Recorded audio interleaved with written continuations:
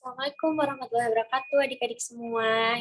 Halo, gimana nih kabarnya adik-adik? Kakak berharap semoga adik-adik semua dalam keadaan sehat walafiat ya. Nah, sebelumnya perkenalkan nama kakak Kamesti Sekurdiwanto Putri. Adik-adik semua bisa panggil kakak dengan kakak Mes. Nah, jadi kakak yang bakal menjadi wali kelas kelas 3. Nah, untuk video materi kali ini yaitu materi IPS mengenai uang dan penggunaannya.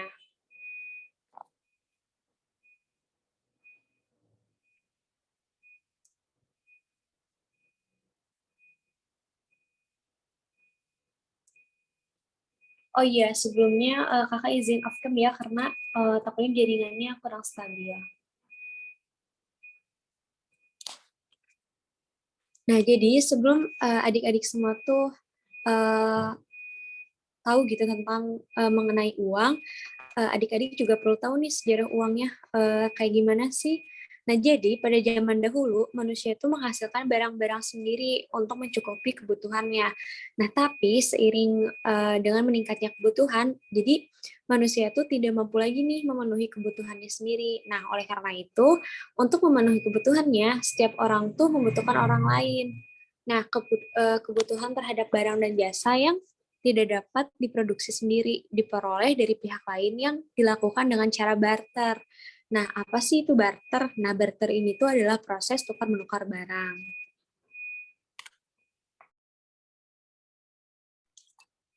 Nah, alasan meninggalkan barter itu, jadi dalam perkembangannya, ternyata cara barter ini tuh menemui beberapa kesulitan. Yang pertama tuh sulit menemukan orang yang cocok untuk diajak barter.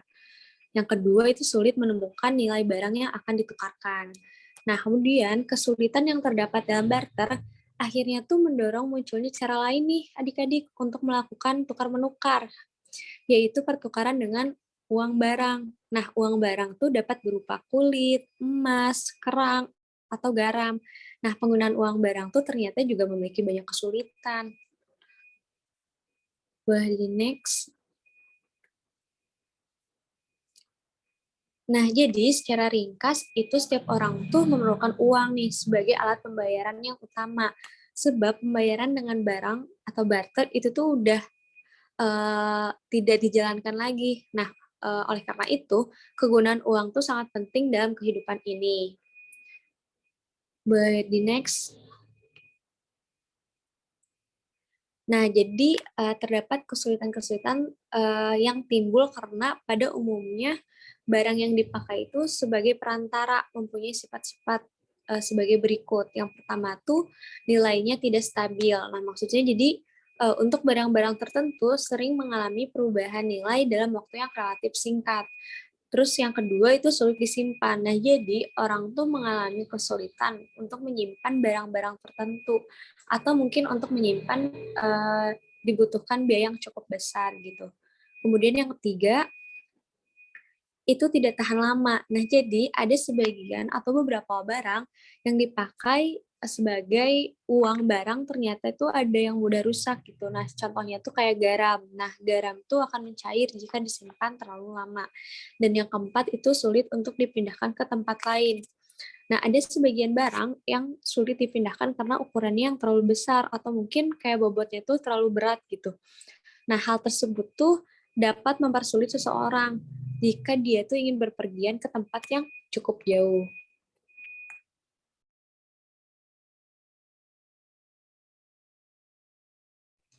Kemudian alasan menggunakan uang barang. Nah, jadi kesulitan-kesulitan yang ditimbulkan oleh uang barang itu tuh membuat manusia itu memilih emas dan perak untuk dipakai sebagai perantara tukar menukar.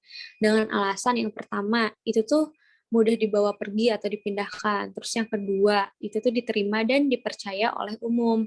Yang ketiga, jumlahnya terbatas, kemudian tahan lama atau tidak mudah rusak, mudah disimpan juga, dan nilainya tetap untuk jangka waktu yang panjang. Nah, kemudian manusia itu membuat uang dari bahan emas dan perak. Nah, dalam perkembangan selanjutnya, uang logam yang beredar di masyarakat itu tuh tidak lagi terbuat dari emas dan perak, tapi pada umumnya terbuat dari perunggu dan aluminium. Kenapa ya? Ya karena nilai emas itu tuh terlalu tinggi. Nah, selain uang logam, kita juga menggunakan uang kertas, yaitu uang yang bahan pembuatnya itu berasal dari kertas. Alasannya, manusia itu memilih perunggu, aluminium, dan kertas itu tuh sebagai bahan untuk membuat uang adalah karena ketiga benda tersebut tuh harganya lebih murah dibanding benda lain, terutama jika dibandingkan dengan emas dan perak.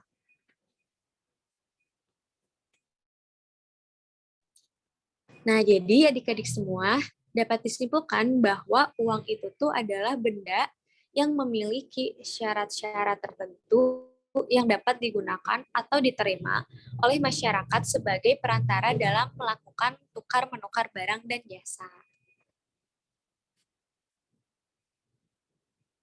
Nah, kemudian selanjutnya ada manfaat uang. Yang pertama tuh apa ya? Yang pertama tuh sebagai alat tukar yang resmi dan sah. Nah, uang ini tuh merupakan kebutuhan yang utama pastinya. Meskipun kita tuh gak boleh mendewa-dewakan uang. Tetapi pada kenyataannya, tanpa adanya uang, kita tuh akan merasa tidak berdaya. Nah, segala sesuatu yang kita perlukan itu tuh hampir semua tuh diperoleh dengan menggunakan uang. Contohnya apa, Kak? Contohnya tuh untuk mendapatkan berbagai jenis makanan. Kita tuh perlu memerlukan uang gitu. Terus yang kemudian yang kedua, itu tuh sebagai alat pembayaran.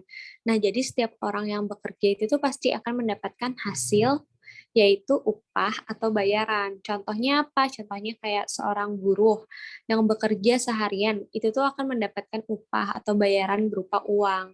Kemudian kayak berbagai keperluan memerlukan uang tuh sebagai alat pembayaran. Nah, misalnya tuh membayar sekolah, membayar pajak, kendaraan, kemudian membayar listrik, dan membayar telepon. Nah, yang ketiga ini sebagai ciri atau identitas negara. Nah, jadi sejak ditemukan uang, segala pembayaran dan keperluan menggunakan uang, mata uang di setiap negara itu ternyata berbeda-beda adik-adik.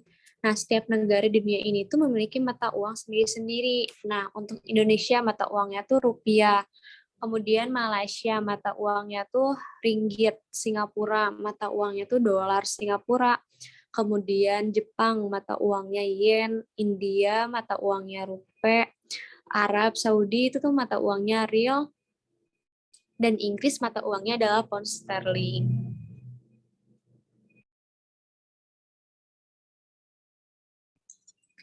Nah, uang yang disahkan oleh pemerintah Indonesia itu dan dapat digunakan dalam berbagai transaksi, tidak hanya uang kertas dan uang logam yang sehari-hari kita pegang adik-adik. Nah, tetapi juga ada jenis uang yang lain. Apa sih? Yaitu uang yang berupa surat-surat berharga. Nah, surat-surat berharga itu tuh apa ya? Boleh di next. Nah, sebelumnya kita perlu tahu nih jenis uang. Ternyata uang yang beredar di masyarakat tuh ada dua jenis adik-adik. Ada uang giral dan uang kartal.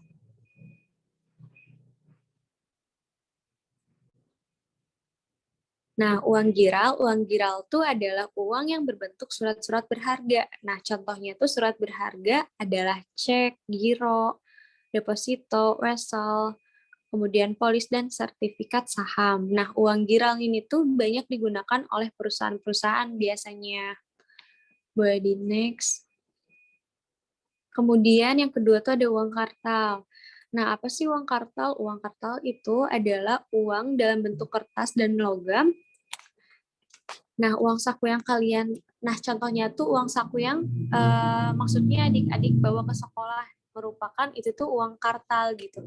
Nah, uang kartal ini tuh biasa digunakan dalam kehidupan sehari-hari seperti untuk membeli barang kebutuhan. Nah, uang logam tuh biasanya memiliki nilai yang kecil. Contohnya tuh kayak 1.500 perak, kemudian 200 perak, 100 perak, 50 dan 25 perak. Nah, untuk uang kertas biasanya tuh memiliki nilai yang lebih besar. Misalnya 500 perak, 1.000, 10.000, 20.000, 50.000, dan 100.000. Nah, uang pecahan kecil dan besar itu tuh berfungsi sama sebenarnya adik-adik, yaitu sebagai alat tukar dalam jual beli dan alat pembayaran. Nah, setiap jenis uang mempunyai ciri-ciri khusus dan ciri-ciri umum.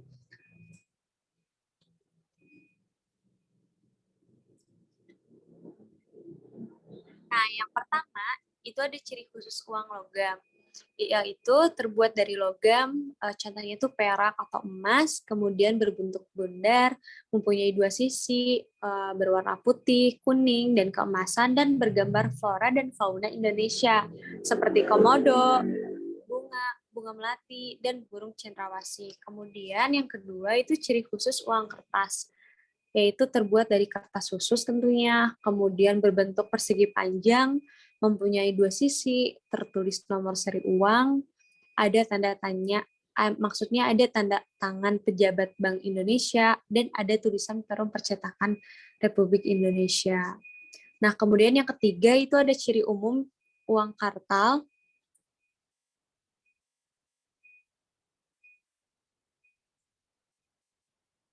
Nah, jadi pada umumnya semua uang kartal itu terdapat lambang negara Indonesia adik-adik, yaitu burung Garuda dan tulisan Bank Indonesia serta nilai nominal uang tersebut. Nah, apakah ada pertanyaan? Mungkin adik-adik jika ada pertanyaan boleh langsung chat di grup ya, atau mungkin langsung chat ke kakak ya. Oke, mungkin sekian materi hari ini. Semoga adik-adik semua memahami materinya dan semoga materi yang kakak sampaikan bermanfaat buat adik-adik semua. Terima kasih.